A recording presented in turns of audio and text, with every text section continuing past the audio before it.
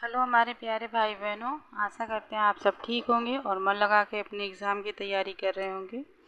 तो ये एसएसटी के क्वेश्चन है, प्रीवियस ईयर के क्वेश्चन है। तो चलिए हम इसको स्टार्ट करते हैं। आज 7 क्वेश्चन से स्टार्टिंग करते हैं।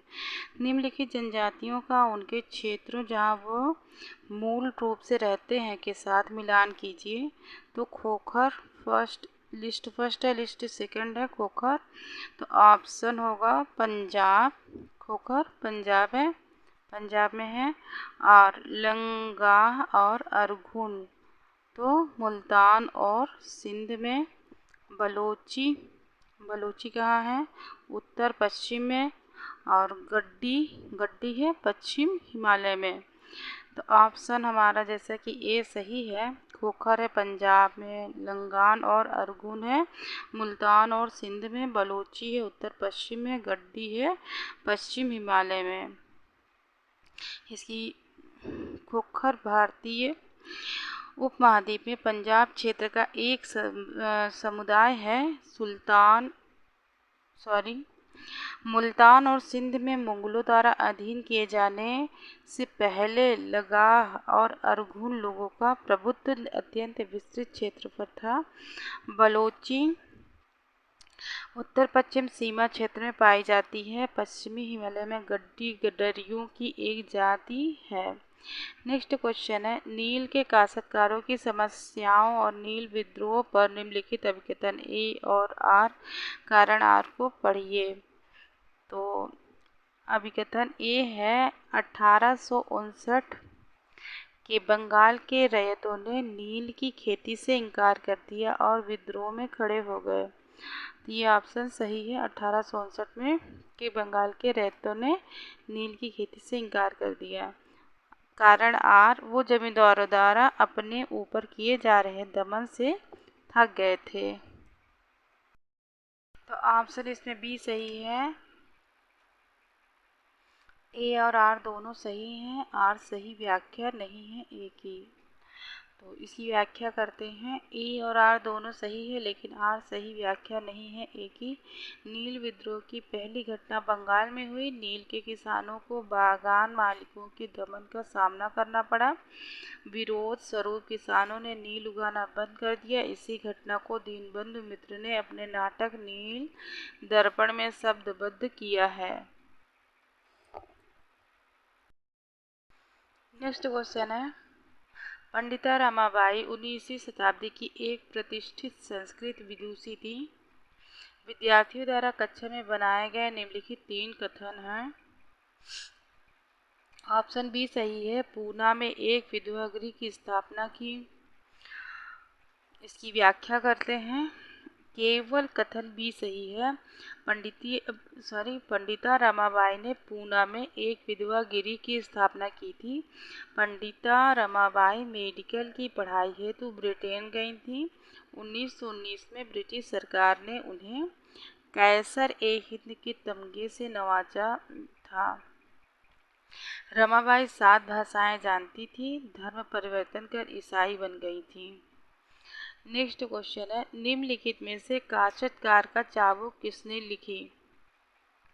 तो ऑप्शन डी सही है, ज्योतिराव फूले ने।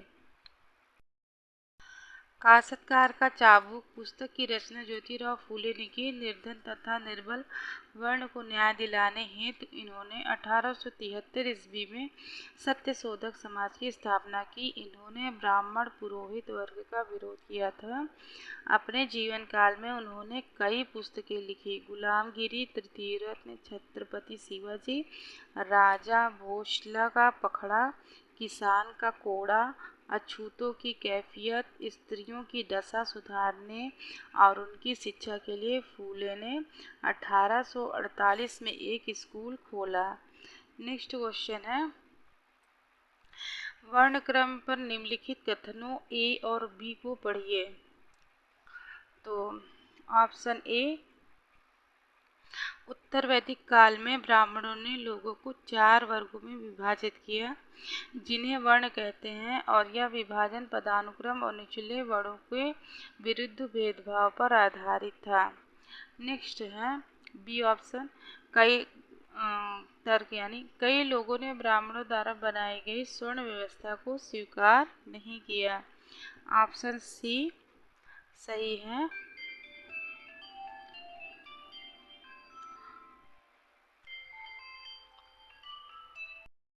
ऑप्शन सी सही है। Both A and B are true and it's the reason for B. A और बी दोनों सही हैं और बी का कारण ए है। तो इसकी व्याख्या करते हैं। ए और बी दोनों सही हैं और बी का कारण ए। उत्तर वैदिक काल में समाज 4 वर्णों में वर्गीकृत था। ब्राह्मण, क्षत्रिय, वैश्य और शूद्र। यह विभाजन पदानुक्रम तथा भेदभाव पर आधारित था। वर्ण की उत्पत्ति संस्कृत के व्री धातु से हुई है, जिसका अर्थ है वर्ण करना या चुनना। कई लोगों ने ब्राह्मणों द्वारा बनाई गई स्वर्ण व्यवस्था को स्वीकार नहीं किया। इन महान विभूतियों में राजा राम मोहन राय, डॉक्टर भीमराव अंबेडकर और ज्योतिबा फूले, पंडिता रमाबाई इत्यादि हैं। नेक्स्ट क्वेश्चन है, राष्ट्रवादी आंदोलन पर दिए गए अभिकथन ए और कारण आर को पढ़िए तथा सही विकल्प का चयन कीजिए। तो 1580 का अभिकथन ये है, 1580 के बाद भारतीयों द्वारा कई राष्ट्रवादी राजनीतिक संगठनों की स्थापना की गई। कारण आर है, 19वीं शताब्दी के उत्तरार्ध में इस चेतना का उदय हुआ कि अंग्रेज भारत में संसाधनों व यहाँ के लोगों की जिंदगी पर कब्जा जमाए हुए हैं और जब तक यह नियंत्रण खत्म नहीं होता भारत यहाँ के लोगों भारतीयों का नहीं हो सकता है। तो ऑप्शन ए सही है। ए और आर दोनों सही हैं और आर सही व्याख्या करता है ए की। तो नेक्स्ट क्वेश्चन है, ए और आर दोनों सही हैं और आर सही व्याख्या है ए की। 19वीं शताब्दी के उत्तरार्ध में अनेक राष्ट्रवादी संत एवं नेताओं के आविर्भाव में से भारतीयों में चेतना का उदय हुआ कि अंग्रेज भारत में संसाधनों व यहाँ के लोगों की जिंदगी पर कब्जा जमाए हुए हैं और जब तक यह नियंत्रण खत्म नहीं होता भारत यहाँ के लोगों भारतीयों का नहीं हो सकता। यही कारण है कि 1850 के बाद भारतीयों द्वारा कई राष्ट्रवादी राजनीतिक संगठनों की स्थापना की गई, जिनमें आर्य समाज, भारतीय राष्ट्रीय कांग्रेस, रामकृष्ण सेवा मिशन आश्रम प्रमुख हैं। नेक्स्ट क्वेश्चन है, निम्नलिखित को काल क्रम में क्रमबद्ध करें। तो ऑप्शन हमारा डी सही है। तो फर्स्ट यहाँ क्रमबद्ध में करना है तो रॉलेट एक्ट फरवरी 1919 में होगा, खिलाफत आंदोलन मार्च 1919 में होगा और फिर उसके बाद है साइमन कमीशन नवंबर 1927 में होगा और दांडी मार्च होगा 1930 में। तो इसकी व्याख्या करते हैं। 18 मार्च 1919 को रॉलेट एक्ट पारित किया गया, जिसका उद्देश्य राष्ट्रवादियों की आवाज़ को कुचलना था। साइमन कमीशन का गठन 8 नवंबर 1927 को किया गया, जो 3 फरवरी 1928 को भारत पहुंचा। यह 7 ब्रिटिश सांसदों का समूह था, जिसके अध्यक्ष जॉन साइमन थे। दिल्ली में 23 नवंबर 1919 को महात्मा गांधी की अध्यक्षता में अखिल भारतीय खिलाफत कांग्रेस हुई। महात्मा गांधी ने नमक कानून तोड़ने के उद्देश्य से प्रसिद्ध दांडी मार्च 12 मार्च 1930 से 6 अप्रैल 1930 तक किया। उस समय वायसराय लॉर्ड इरविन 1926 से 31 था। दांडी मार्च को नमक सत्याग्रह के नाम से भी जाना जाता है। इन ऐतिहासिक घटनाओं का कालक्रम है रॉलेट एक्ट, खिलाफत आंदोलन, साइमन कमीशन, दांडी मार्च। नेक्स्ट क्वेश्चन है, निम्नलिखित में से कौन से मुद्दों के लिए वयोवृद्ध गांधीवादी पोटी श्री रामुलु की मृत्यु हुई? तो ऑप्शन होगा सी सही। वह तेलुगु भाषाइयों के लिए अलग राज्य की मांग कर रहे थे। तो इसकी व्याख्या करते हैं। वयोवृद्ध गांधीवादी पोटी श्री रामुलु की मृत्यु तेलुगु भाषियों के लिए मद्रास राज्य से अलग अलग आंध्र प्रदेश राज्य की मांग करते हुए आमरण अनशन के 98वें दिन हुई। इस आंदोलन के परिणाम स्वरूप 1 अक्टूबर 1953 को भाषा के आधार पर पहला राज्य आंध्र प्रदेश का गठन हुआ।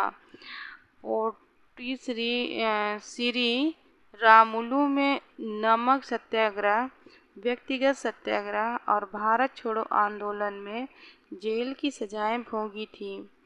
आंध्र क्षेत्र के लिए अपने आत्म बलिदान के लिए श्री रामुलु को आंध्र क्षेत्र में अमर होने के रूप में सम्मानित किया जाता है। नेक्स्ट क्वेश्चन है, कथन पढ़कर सही विकल्प का चयन करें। अभी कथन है, ए बुद्ध अपनी कक्षा में एक चक्कर पूरा करने में 88 दिन लगाता है क्योंकि यह सूर्य के सबसे समीप है। कारण आर है, सौरमंडल के सभी 8 ग्रह सूर्य के चारों ओर अपने निश्चित दीर्घवृत्ताकार पथ पर चलते हैं। इसे कक्षा कहते हैं। ऑप्शन होगा ए सही।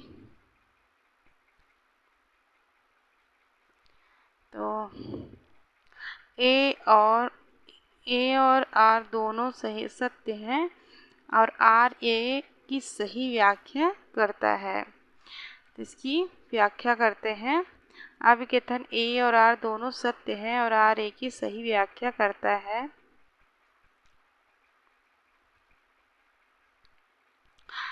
बुद्ध अपनी कक्षा में एक चक्कर पूरा करने में 88 दिन लगाता है क्योंकि यह सूर्य के सबसे नज़दीक है।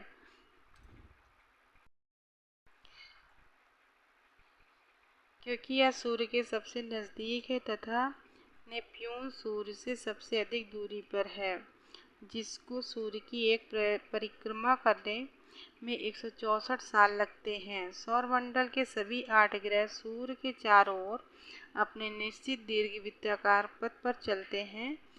इसे कक्षा कहते हैं। सूर्य से दूरी के अनुसार ग्रहों का बढ़ते क्रम बुध, शुक्र, पृथ्वी, मंगल, बृहस्पति, शनि, यूरेनस तथा नेपच्यून, वरुण।